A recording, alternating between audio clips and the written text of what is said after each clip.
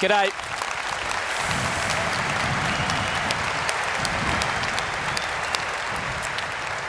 My name is Mark Howard. I'd like to thank the Warne family for the privilege of being up here to introduce some absolute superstars of world cricket. Jacko, his young bloke, was down in the MCG change rooms an hour ago and he said, mate, just have fun. That's how Dad would like it, so that's what we're going to try and do. And give it up as I introduce these gentlemen. A man that captained Shane in his very first test match, an icon of world cricket. Allan Border's with us. Thanks, Harry. Thank you. Beside Allan, a man that captained Shane in 42 test matches, and Warnie loved his attacking flair. Mark Taylor is with us. Thank you, Mark. Thanks, Mark.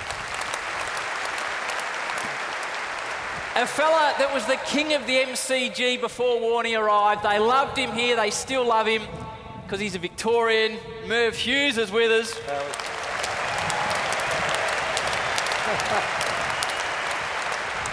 The old enemy, former captain of England who played 17 Ashes tests against Shane and spent the last 10 years broadcasting with him in the UK. Nasser Hussain has made the trip to Australia.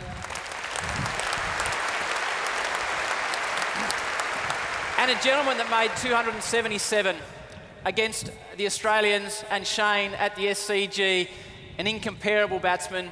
Brian Charles Lara is with us as well. Okay, we've got the formalities out of the way. Before we get going, AB, it'd be fair to say there was a few nerves in the sheds before we came out here. Yeah, a few pre-match jitters for sure. I think I'd rather be facing Curtly Ambrose out there at the moment than doing what we're doing. But yeah, bit nervous, but happy to sort of send off our great mate in this way. Well, we're going to tell a few stories about you, mate. But before we do that, we'll start with you, and then I'll ask all you gentlemen if you could have one word to describe Warnie, what would it be? Genius. I'd say genuine. Bogan. Dead set Bogan. Dead set Bogan. That's 2 or 3 words, but I like it. Well, he nicked genius. I'll go entertainer. He entertained us. Definitely say the king. The king, yeah, I think the king's a great one. Well, AB, we'll start with you. Well, here's some stories about Warnie. You were lucky enough to play cricket with him all around the world, including South Africa. When did you realise that Shane wasn't your stock standard brilliant test cricketer? Well, my memories of that 94 South African tour in particular you talk about was my last tour as an Australian cricket player. We started the tour off in Pretoria playing against the Nicky Oppenheimer 11. And if you don't know the Nicky Oppenheimer name, he was De Beers Diamonds company, so a very wealthy individual, but a big cricket fan.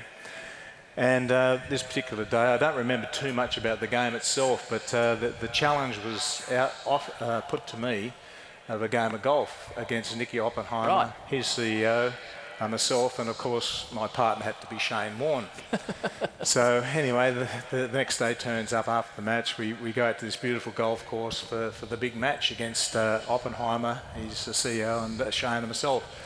And the game's going along well. There's good banter happening, and then Nicky noticed that Shane had a little sort of diamond stud in his ear, and of course he started to have a look at it and said, I don't know whether that's a real diamond, Shane. It looks like zircon to me. And, okay, that rolled Warnie up, and the banter started from there, and of course Nicky Oppenheimer's using an old persimmon head club, and Warnie started to get into him about, geez, mate, like you're using your dad's clubs, like we'll all chip in and buy you a new set if you like, champ. And so the banter went from there, that type of thing, and it was a good day out on the golf course, and of course Aussies got up, so that was pretty important. And we had just a fantastic day with these two guys, and back to the hotel. And then the next morning we're sort of milling around in the foyer waiting to get on the team bus, and a courier arrives, and we get called over to the concierge desk to be greeted with these 2 parcels, and all very excited, from the Oppenheimer. So I rip open my little package, and there's an envelope there, and there's 20 rand in this envelope. And which is what? Which is $10. About $2 maybe. Right. That's what we played for the golf. And there was a note say, well played yesterday, congratulations, enjoy the rest of the tour, Nicky O. So I thought, fair enough, he paid his golfing debts, that's as you should do. And Warnie's ripping open his box, and then he gets a little parcel in there, and I open it up, and there's this huge diamond stud earring in this parcel, and then the note said, now that's a real diamond chain. Did he stick it in? So no, not right there. So we sort of our eyes met, and I just looked at him and thought, you lucky bastard. You are the luckiest bastard that's ever been called lucky bastard. I just gave him a bit of a tirade. I said, look, you gave me nothing yesterday. Absolutely zero, zilch, nothing. And where's the justice? What's going on here? And of course, he just waited for this tirade to finish, and he's just looking at me with this silly grin on his face. And I finished up, and he just said, hang on, Skip. What I'll do, look, if you go and get your earpiece pierced, I'll give you my old one. Well done, AB. Now we're relaxed. Now it's got a sportsman's night feel to it. He's going to walk in a different stratosphere for the rest of us. But that's the moment I knew. Yeah, we're onto something very different here. Mark, you always talked about bowling against the great batsmen. You always mentioned Brian, who we'll get to, but he also mentioned the likes of Sachin Tendulkar. What did he do when he was having to elevate him, when you were his captain, against not just world class, but the best in the world? Oh, well, Warnie loved the challenge of it. Even in that introduction there, Warnie talked about playing with the great players, coaching the great players when he was at Rajasthan. He enjoyed challenging himself against the better players. Loved bowling to Brian, although Brian got him a few times. Don't worry about that, and I'm sure he'll tell us later on. Same with Sachin. I can remember the 98-99 tour. We went to India to play 3 test matches. And there's a lot of report about Sachin doing extra work about facing Shane Warne.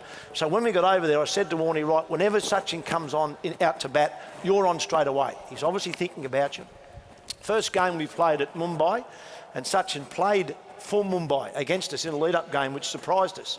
I brought Warnie on, and I think Sachin made about 180. Smashed Warnie all over the park. But Warnie, to be fair, I don't say was giving it his absolute best. So we then get to the first test at Chennai, and we've got India 2 for 60, something like that. Sachin comes out, and I said, Warnie, you're on, next over. First ball, Sachin went down the pitch, hit Warnie back over his head for 4. And I thought, that's not a good start. 2 balls later, Warnie tossed it up, as he did, a bit higher, a bit wider. Sachin went down the deck, went to hit him over cover, edged it straight to me at first slip, out for 4. And Warnie and I got together and high-fived and carried on. We thought, we've got him. We've got his number. Second innings comes around. Hang on. All right, hang on.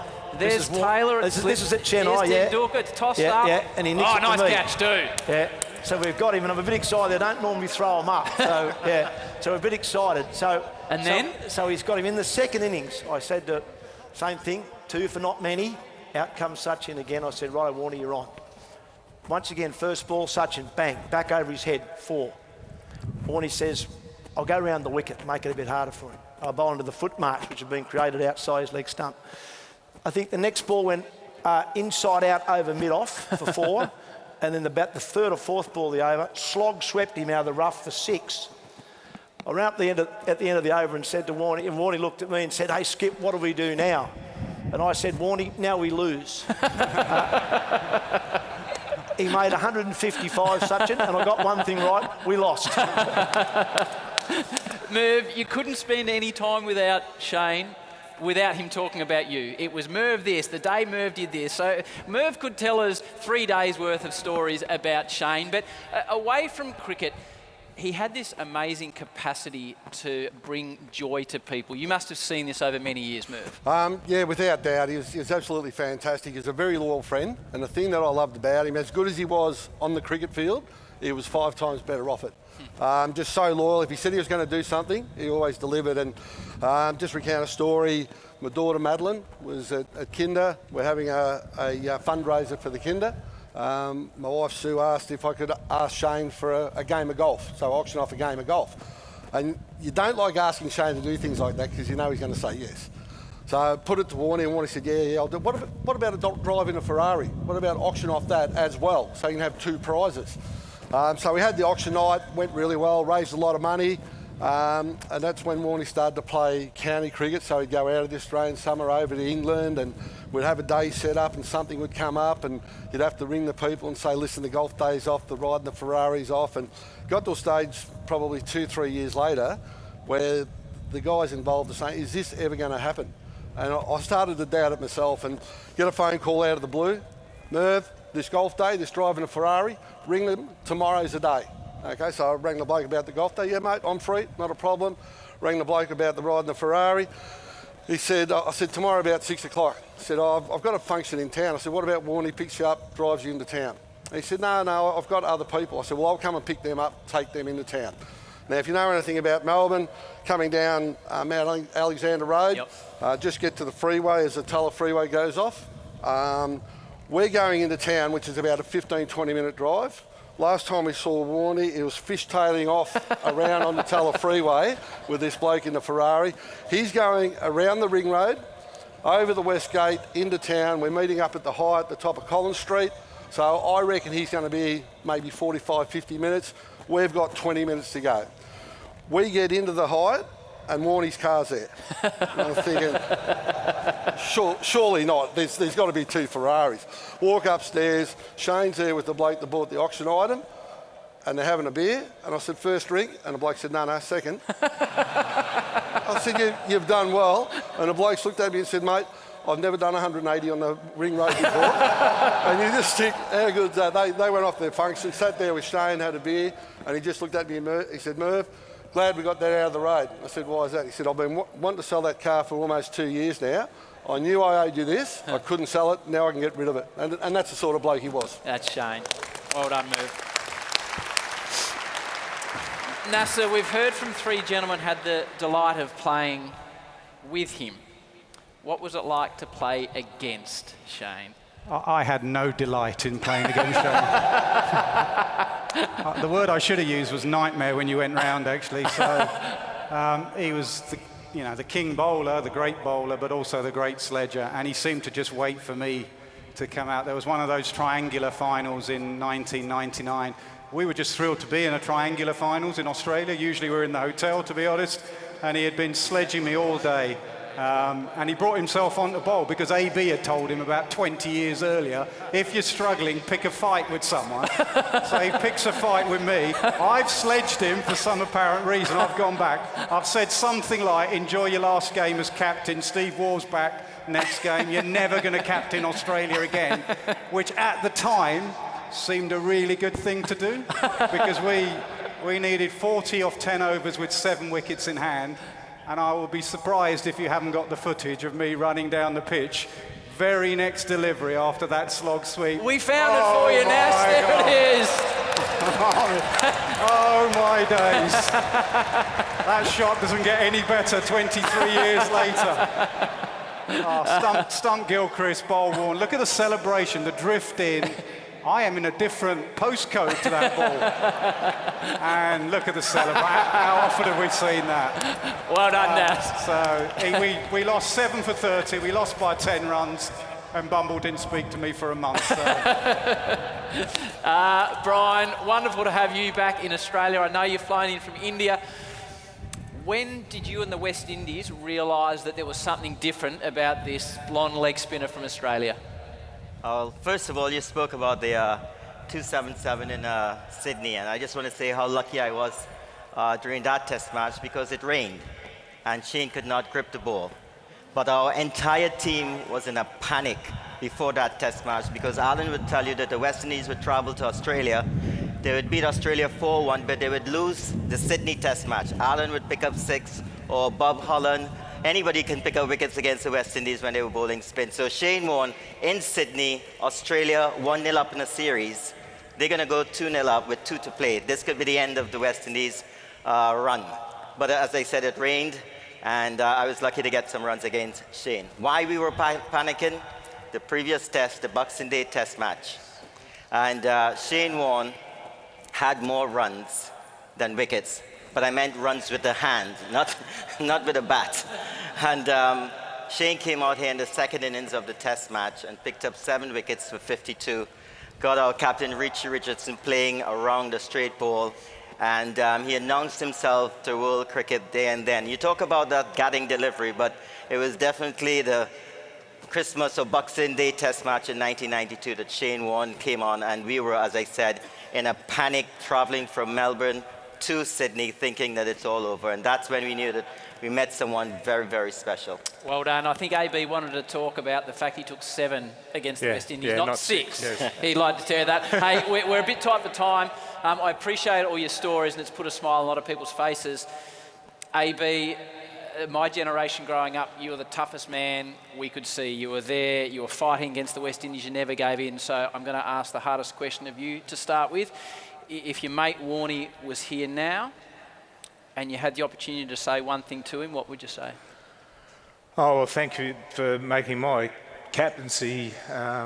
It revitalised my captaincy towards the end of my time. I was lucky to have 2 years with Shane, and just to thank him for that, just alone.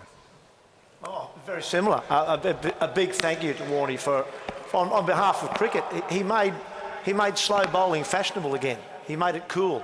And I think we who were lucky enough, and AB and I in particular, captained him, really appreciate it because it made us better captains and better leaders. Oh, just thanks for being a great mate. Basically, one of the most loyal people you know, and the people that don't know him think he is the way he is because of what he did in Test cricket, but it's the reverse. He did what he did because of the way he is. He's just a super bloke, and I feel sorry for the people around Australia that never met him. I'd say, Shane, it was an absolute privilege to be on a cricket field with you. You were the greatest bowler I ever saw, and in the last 10 years it's been an absolute privilege to be in a comm box with you and call you a friend. And just on behalf of everyone back in England, in our Sky team, Bumble and Wardy and Keezy and Athers and Mikey Holding, we love you and we'll miss you.